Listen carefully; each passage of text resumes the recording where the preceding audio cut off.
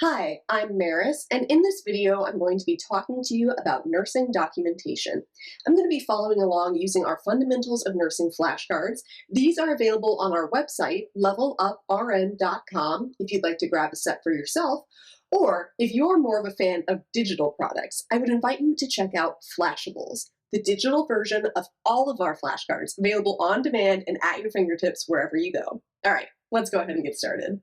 So when it comes to documenting data about our patients, it's important to understand that there's a difference between what is called objective and subjective data. Now, objective data is what can be observed. So this is something that I can say, for instance, my patient has a 3-centimeter laceration to the upper left thigh.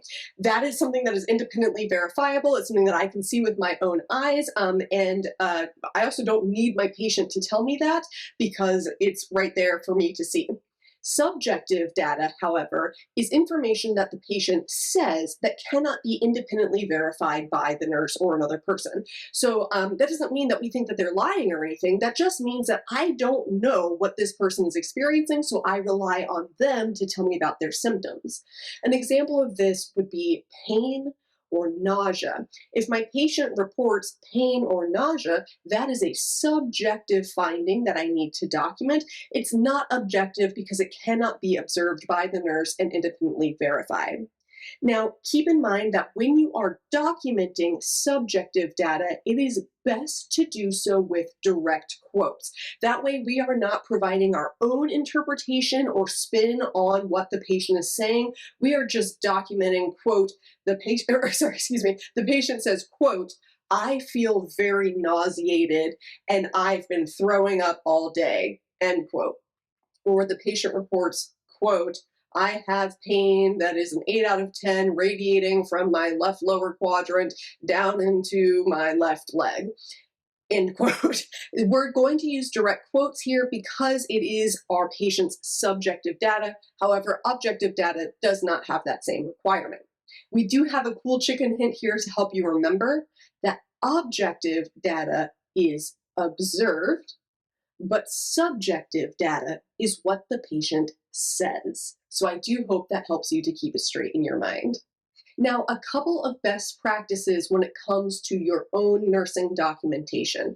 The first is going to be that we document only after something has occurred, not before. So for instance, if I have a patient receiving neuro checks every 15 minutes, even if I'm standing right there at the bedside, I'm not leaving and I'm going to be doing that neuro check, I'm not going to document my findings until after that time has come and I have done my assessment. Very important there. Another thing is that we only ever use approved abbreviations, and this is so that we limit the risk of misunderstanding and errors being made. So for instance, I will not use the abbreviation MSO4 for morphine sulfate, because that can be confused with MgSO4 for magnesium sulfate. So only use those approved abbreviations. We don't use slang, humor, or negative descriptions about patients or our coworkers.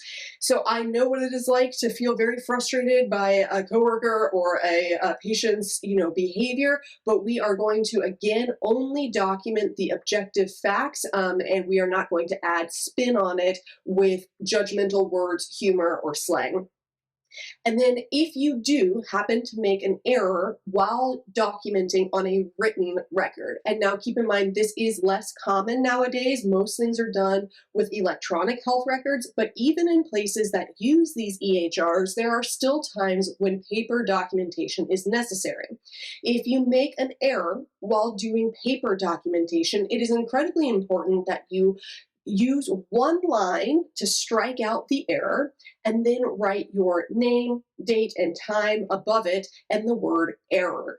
This lets others know, hey, it's me saying I made this error. This was not something that was crossed out later by another person.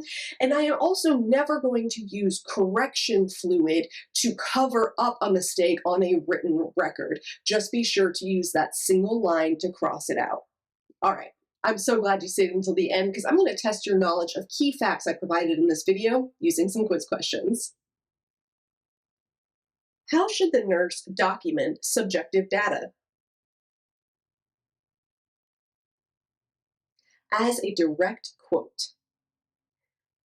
How should the nurse correct errors in written documentation?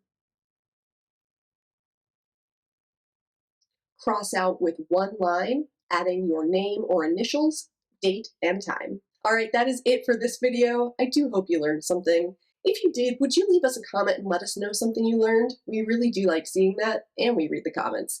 And hey, if you have a great way of remembering something that I didn't mention in this video, leave that too. I like seeing it, but I know it's beneficial to other learners as well. All right, I'll see you in the next one. Thanks so much, and happy studying. We invite you to subscribe to our channel and share a link with your classmates and friends in nursing school. And if you found value in this video, be sure to hit that like button and let us know what you found to be particularly helpful.